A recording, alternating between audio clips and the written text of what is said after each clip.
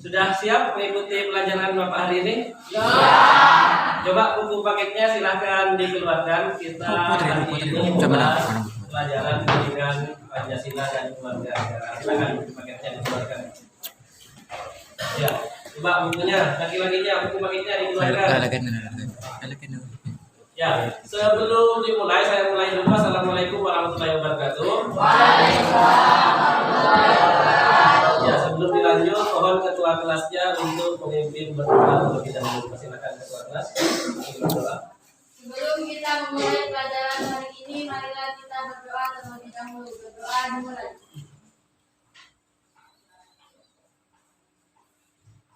Berdoa selesai. Ya, jadi pelajaran kita hari ini kita akan belajar tentang kasus pelanggaran HAM di Indonesia. Sebelum ke materi, Bapak akan ngecek kehadiran kalian terlebih dahulu. Bapak panggil satu-satu nanti. Ahmad Khairul Ardiansa. Hadir Pak. Ahmad Nabil. Sakit ya Nabil. Tiba. Ahmad Faisal. Ahmad Nabil. Ya, untuk pembelajaran kita hari ini ternyata banyak yang izin maupun banyak yang sakit ya. Semoga yang sakit segera diberikan kesembuhan. Karena seperti yang kita ketahui bersama bahwasanya minggu depan kita sudah masuk penilaian akhir semester. Bapak punya yang namanya motivasi buat kalian. Yang mana motivasi di sini disampaikan oleh Nelson Mandela. Kenal dengan orang ini? Tidak.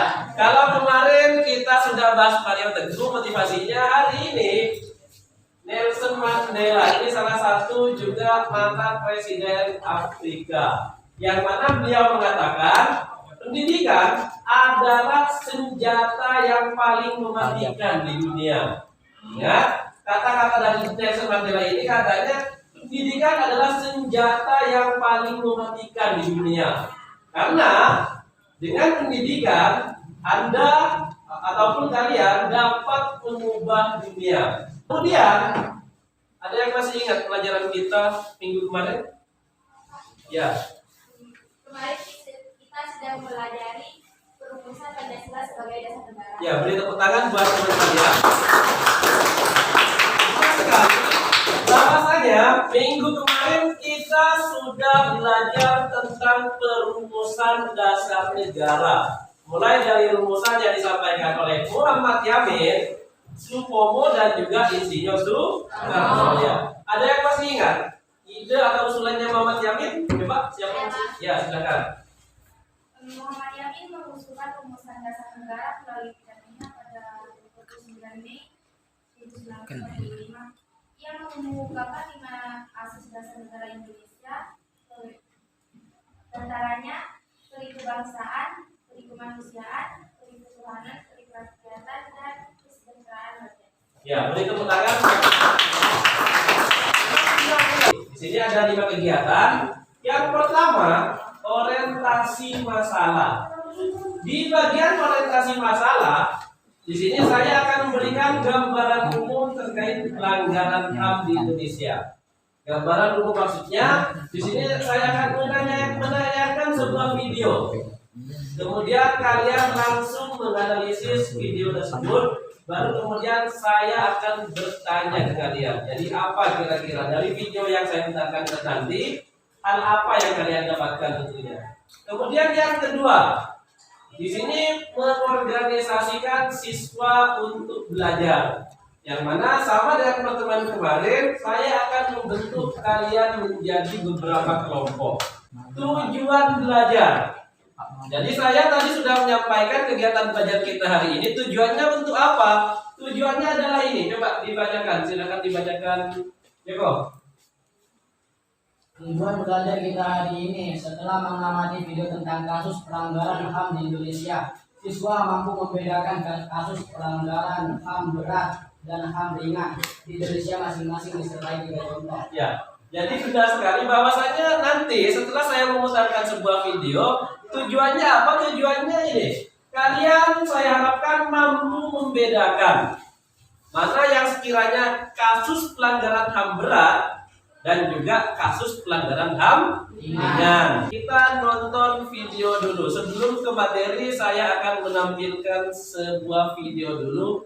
Mohon sekali lagi video ini dianalisis. Kemudian setelah saya menampilkan sebuah video, nantinya saya akan memberikan pertanyaan dasar buat kalian. Bisa dipahami ya? Jadi saya sudah menampilkan sebuah video yang mana dalam video tadi terdapat beberapa kasus pelanggaran HAM, mulai dari kasusnya Marsina, kasusnya Munir, dan juga terakhir kasusnya pembantaian warga Muslim di Tanjung Priok. Kemudian sebelum saya lanjutkan, saya tambahkan materi.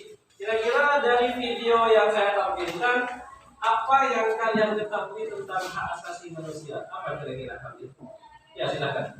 Hak adalah hak dasar yang dimiliki oleh manusia sejak dalam kandungan harus dihormati, dijunjung tinggi dan dilindungi oleh pemerintah, hukum dan negara. Ya, beri tepuk tangan buat. Jadi memang benar yang disampaikan oleh teman kalian tadi, HAM itu memang hak dasar yang dimiliki oleh semua manusia, baik itu dalam kandungan maupun sejak lahir. Banyak yang mengartikan pengertian HAM, ada yang mulai dari dalam kandungan, ada yang dari sejak lahir. Yang mana HAM di sini maksudnya harus dihormati, harus dilindungi, dan juga harus dijunjung tinggi oleh siapa? Oleh pemerintah maupun oleh negara. Jadi kita sebagai bangsa Indonesia tidak boleh mengambil hak orang lain. Ya, seperti yang saya sampaikan tadi, saya akan membentuk kalian menjadi beberapa kelompok. Kelompok 1, kelompok 2, kelompok 3, dan kelompok 4. Yang mana nanti pembahasan dari tiap kelompok. Di sini kelompok 1 akan membahas kasus pembunuhan Marsina. Nanti kita akan telusuri seperti apa penyebabnya, kemudian Marsina ini masuk pelanggaran HAM berat atau ringan. Kemudian kita juga akan mencari tahu bagaimana upaya pemerintah mengatasi kasus Marsina ini. Sama dengan kelompok 2. Kelompok 2 nanti akan membahas tentang kasus pembunuhan Munir. Ya, Mas. Dan tadi di sini ya. Ini pakai sedikit saja. Ini masuk pelanggaran dalam. Silakan dikerjakan.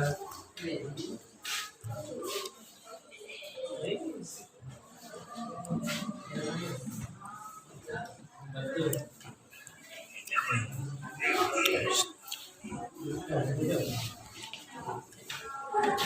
Kelompok 2 tampil pertama ya. Yang tampil kedua kelompok 1. Yang tampil ketiga kelompok 3. Yang tampil terakhir kelompok ya. Silakan perwakilan dari kelompok 1 untuk mempresentasikan hasil pekerjaannya.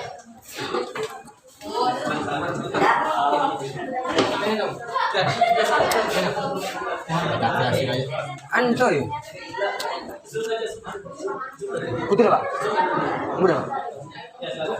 Coba perhatikan untuk kelompok yang lain, kelompok 2, kelompok 3, kelompok 4 maupun kelompok 1 harap memperhatikan penjelasan dari kelompok yang presentasi. Silakan kelompok 2 membahas tentang kasus pembunuhan Munir. Sekali lagi yang lain mohon memperhatikan. Silakan dimulai. Assalamualaikum warahmatullahi wabarakatuh. Waalaikumsalam warahmatullahi wabarakatuh. Jadinya saya di sini saya akan mempresentasikan tentang kasus pembunuhan Munir. Dari kelompok sebelumnya izinkan saya memperkenalkan diri. Nama saya Putri Warwani. Baik, Amuan. Kasus pembunuhan Munir. Jenis pelanggaran HAM dalam kasus ini. Jenis pelanggaran HAM yaitu pelanggaran HAM berat. Apa sih pelanggaran HAM berat itu? Mari kita simak penjelasan dari saya. HAM berat adalah pelanggaran HAM yang meliputi pembunuhan massal, pembunuhan semena-mena atau di luar keputusan pengadilan, penyiksaan, penggelapan orang secara paksa, pembunuhan atau diskriminasi. Jadi teman-teman, jika suatu HAM mengandung nilai-nilai yang saya jelaskan tadi, maka HAM tersebut meliputi HAM pelanggaran HAM berat. Oke, lanjut kita membahas tentang penyebab kasus pembunuhan munir atau kronologinya. Pada 6 September 2004, kita pukul 10 kurang 5 menit, 10 kurang 5 menit, pesawat Garuda Indonesia Coba sekali lagi diperhatikan penjelasan dokumennya. transit di jalur dan Magelang. Pada 7 September 2004 sekitar pukul 12.40 waktu setempat. Pada pukul 1.50 dini hari, pesawat lepas landas dari Garuda melanjutkan ke Amsterdam, Belanda. Namun 3 jam setelah terbang dari kami, Munir diketahui sakit. Ia beberapa kali pergi ke toilet. Pada tanggal 7 September 2004, aktivitas hak asasi manusia atau HAM Munir Said Roy meninggal dunia karena diracun ketika sedang dalam penerbangan menuju Belanda. Oke, penjelasan yang terbaik upaya pemerintah mengikuti Direktur upaya pemerintah. Deputi Direktur Amnesty Internasional Wida Adiweda mengatakan penuntasan kasus pembunuhan terhadap Munir merupakan perwujudan komitmen Indonesia terhadap penegakan hak asasi manusia. Ia berpandangan penyelesaian kasus pembunuhan tersebut penyelesaian kasus pembunuhan terhadap aktivitas hak tersebut memiliki makna yang begitu luas bagi Indonesia. Proses penuntasan kasus ini telah berlangsung atas pemerintah mengingat kasus hanya telah berdiri di daerah Presiden Susilo Bambang Yudhoyono atau SBY, sehingga ini telah memasuki periode kedua Presiden Joko Widodo atau yang dikenal dengan Bapak Ibu. Pembubaran aktif Komnas HAM, jajaran penegak hukum dan berbagai lapisan masyarakat khususnya organisasi aktivitas HAM dalam menuntaskan kasus Munir untuk tidak menunjukkan bahwa Indonesia tidak akan membiarkan kasus ini berlangsung pada masa. Sekian dari kelompok kami, Bapak Ibu, maaf. Jadi kalau tragedi Semanggi ini identik dengan sebuah tragedi yang masih peralihan kepemimpinan. Arah kepemimpinan Bapak Soeharto ke Bapak B.J. Habibie. Kemudian sebelum diakhiri karena waktu kita juga sudah mau habis ya. Jadi Bapak mau nanti ada beberapa siswa yang memberikan sebuah kesimpulan terkait pembelajaran yang sudah kita laksanakan pada hari ini. Paham ya? Ada yang bisa menyimpulkan pembelajaran kita hari ini? Ada yang bisa menyimpulkan?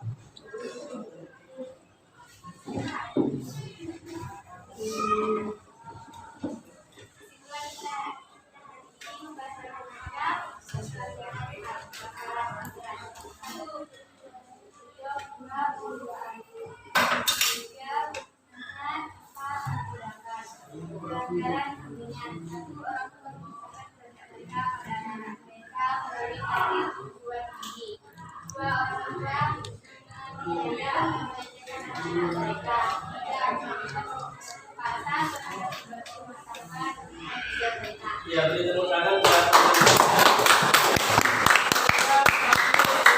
memberikan kesimpulan, yaitu sudah membedakan contoh pelanggaran HAM berat dan juga contoh pelanggaran HAM ringan.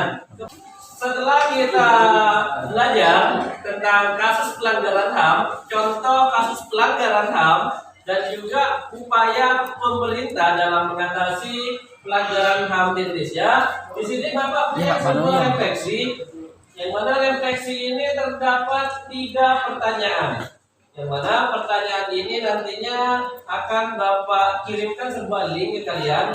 Mohon nanti link yang Bapak kirimkan, mohon ketiga refleksi ini mohon kalian tanggapi. Kemudian ini juga ada sebuah evaluasi.